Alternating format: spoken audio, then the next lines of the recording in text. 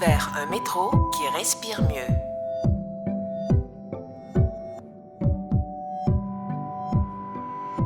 On se trouve ici à la station Berry. Le personnel de la STM travaille très fort à améliorer la température confort dans le réseau du métro en tout temps. C'est un défi qui est souvent sous-estimé, mais qui est très complexe. Vous savez, on a un remplacement de matériel qui s'en vient pour remplacer notre vieux matériel qui a actuellement 45 ans, qui est nommé actuellement le MPM10, qui va avoir un système de ventilation grandement amélioré pour améliorer de façon vraiment importante la ventilation pour le confort de la clientèle.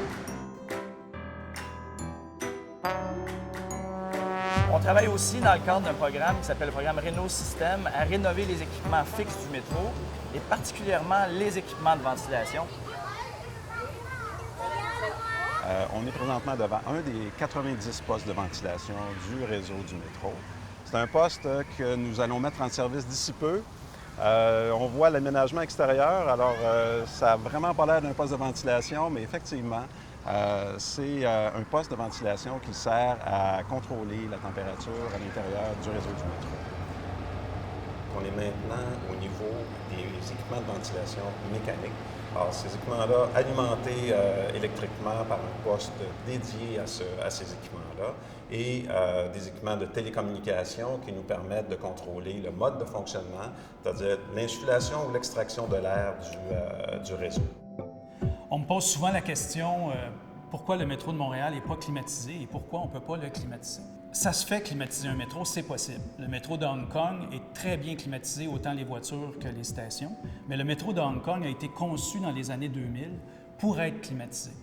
Notre métro à Montréal a été conçu dans les années 60 et la climatisation, ce n'était pas dans les plans. Le réseau de New York, par exemple, qui est différent du réseau de Montréal. À Montréal, tous les tunnels sont souterrains. À New York, le réseau, il y a une partie souterraine avec des tunnels, mais il y a une partie aussi à l'extérieur. Donc, tous les tunnels se terminent par une sortie à l'extérieur, ce qui permet à la chaleur de s'échapper des souterrains par les extrémités. Donc, dans notre métro souterrain, si on mettait le système de réfrigération dans les voitures MPM10, on aurait beaucoup de chaleur rejetée par chaque train. On a fait faire des études par des firmes très spécialisées qui nous ont confirmé que la chaleur, elle ne sortirait pas des stations, elle ne sortirait pas des tunnels avec la conception qu'on a.